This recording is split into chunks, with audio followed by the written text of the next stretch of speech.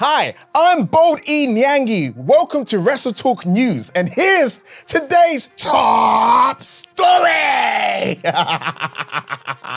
While there are countless examples over the years of WWE wasting its talent, it's impossible to say they haven't half knocked it out of the park with their major AEW recruits. Cody went from a square peg in AEW's round hole to the biggest babyface in wrestling. Jade Cargill has gone from squashing mid-carders to being given the superstar treatment from WWE on day one. Even look at Brian Pillman Jr., who in one vignette on NXT has drummed up more interest than he did in 3 years in AEW. Despite the admittedly small sample size, it's easy to see why some in AEW would have their heads turned, even those that have already been scorned by the WWE machine in the past. Writing in the latest Wrestling Observer newsletter, Dave Meltzer noted that some who previously made the move from WWE to AEW saw the switch as a downgrade. A lot of ex-WWE talent went to AEW and saw it as a step down,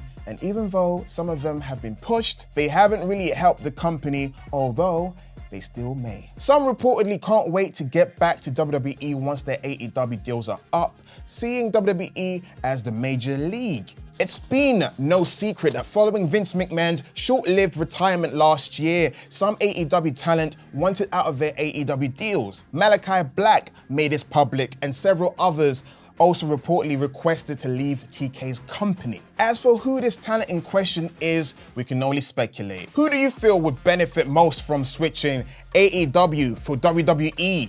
Let us know in the comments below. Now, despite this, there are some WWE talent that have also undeniably benefited from swapping Vince for TK, Christian Cage.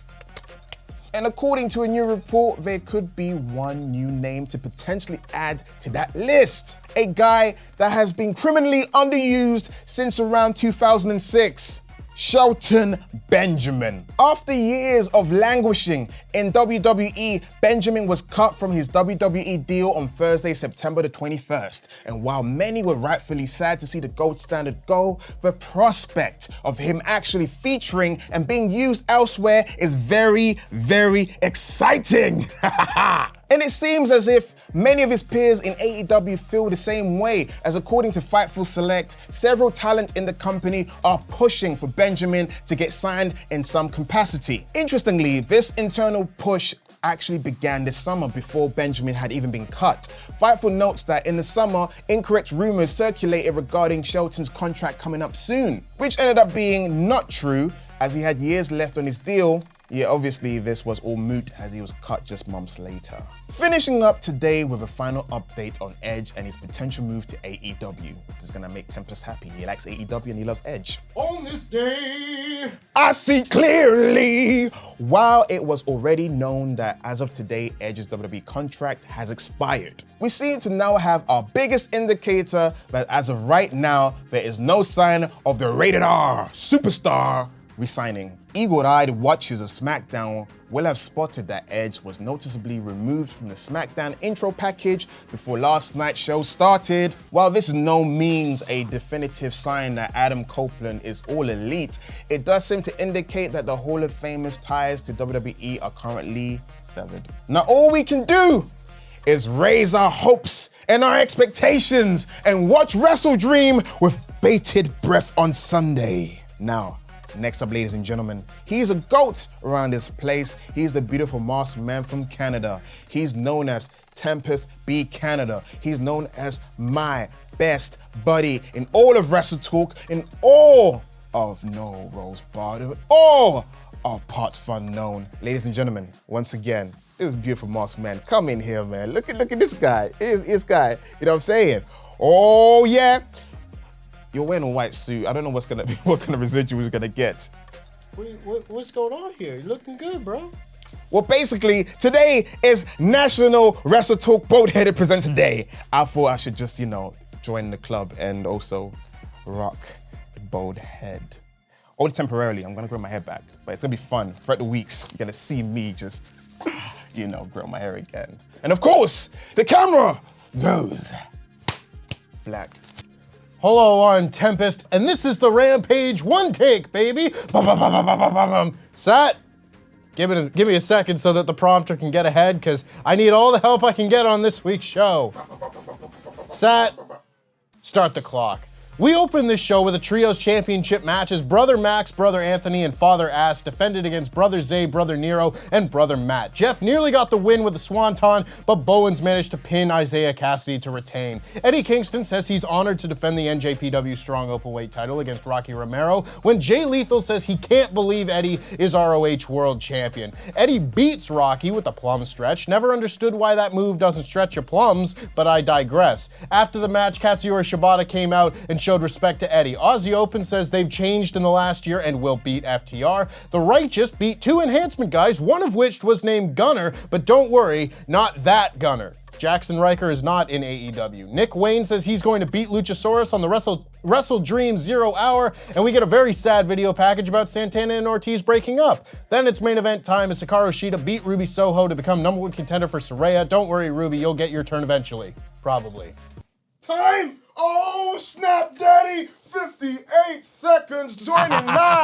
Ladies and gentlemen, he's still your champion. Give it up for the man known as Tempest. Yeah. Top rope, catch a vibe, catch a foot when I drive. Hello, I'm still Tempest, and this is my review of Friday Night SmackDown in about 5 minutes. We open SmackDown with the Bloodline coming down to the ring as Paul Heyman says John Cena is on his way, but is not currently at SmackDown. Jim Uso takes the mic from him forcibly and says Cena isn't here just like AJ Styles isn't here, at which point the Bloodline gets jumped by Carl Anderson, who clears the ring. And you tell me when the last time you saw babyface Carl Anderson clearing the ring and standing tall on WWE TV was, because this might be the first time. Heyman whispers in Solo's ear, and Solo tells Jim to go handle this. This leads to our first match as Jimmy James Uso went one-on-one with Carl Anderson and beat him with a frog splash. There it is. That's the Carl Anderson I know in WWE. After the match, the Bloodline are walking away and Michin comes out and slaps old Jimbo. Santos Escobar is interviewed backstage and he reiterates that he has always wanted to face Rey Mysterio with the title on the line,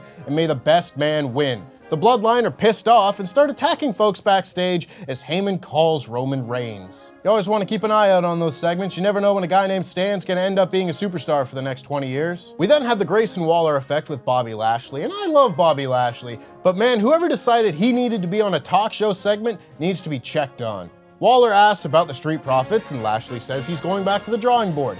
Waller says he and Theory should be with Lashley. Lashley says no. And then the Street Profits came out to talk to Lashley, and Lashley tells them to prove it to him that they want it. Austin Theory then beat Cameron Grimes in a nothing match, and my God, I can't believe how far Cameron Grimes has fallen.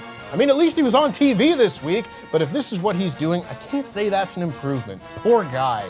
We'll always remember the stonks, Cam. Austin Theory gets in the face of Dragon Lee, who sat at ringside, which leads to Rey Mysterio saying the best man will win tonight and coming out for his US title match with Santos Escobar. The Bloodline beat up Ashante Adonis backstage before the match and are shown beating up stagehands during the match. But as for the match itself, Rey Mysterio and Santos Escobar had a really great match with loads of back and forth action. The story they told here was that Escobar had all of Rey's moves scouted as he managed to pull out counter after counter for the 619, Rey's splash, but after all the counters it was a simple roll-up that allowed Rey to beat Santos. After the match, they were going to shake hands, but they were attacked by the Street Profits as Bobby Lashley applauded them from the ramp. Lashley also knocked out Joaquin Wilde, who came out to help, which was utterly hilarious. I don't think there's a bigger geek on the roster at the moment than Joaquin Wilde, and I just saw that Cameron Grimes match. Dragon Lee tried to make the save, but was stopped by security, and afterwards Rey and Santos challenged Lashley and the Street Profits to a 6-man tag match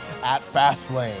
We had a Jade Cargill hype session, and my God, this is going to take some getting used to. Charlotte came out for her match and asked Bayley what had happened to her. Said Bayley used to be one of the 4 horsewomen, but now she's a stepping stone for Io, while Charlotte is still the measuring stick, and after she wins tonight, she's going to challenge Io for the title at Fastlane. Bayley then jumped Charlotte to start the match and beat her down, hit a dive to wipe her out, but Charlotte hit a spear out of nowhere and won. Not a lot to this match of horsewomen, but what can you do? After the match, Bayley says Charlotte can't just cut the line and get a title match. I mean, Bayley, are you like new here? That's how it always has worked. Everyone else carries the weekly TV, then Charlotte gets a title match. Anyway, Damage Control surrounds the ring, and before they can attack Charlotte, Asuka makes the save and shouts at them in Japanese, to which Bayley responds, "Oh, you want a triple threat match with Charlotte and Io? You got it." Despite that not being what Asuka said. We then got John Cena arriving at the building with only one segment left to go. Thank God he made it, or else SmackDown would have had to just end early, and thank God we didn't have a main event booked. So Cena comes out and says last week the Bloodline left him knocked out, but they left him with a contract for a match at Fastlane.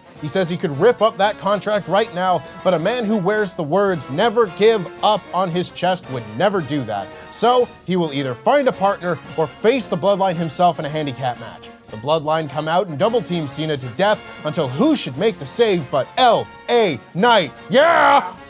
Knight clears the ring with Cena and then signs the contract to make this tag match official.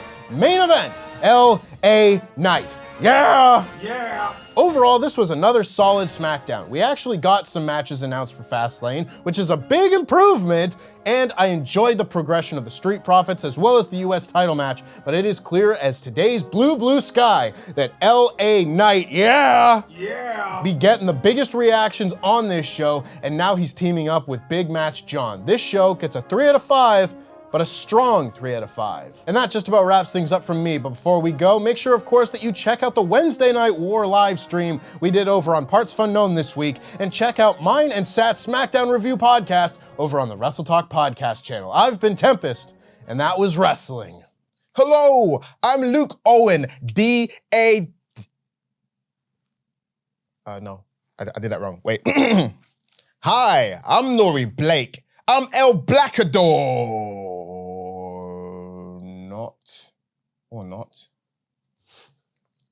Hello, I'm Chopper Pequenel. Not him either. Hi, I'm Bold E. Niangi.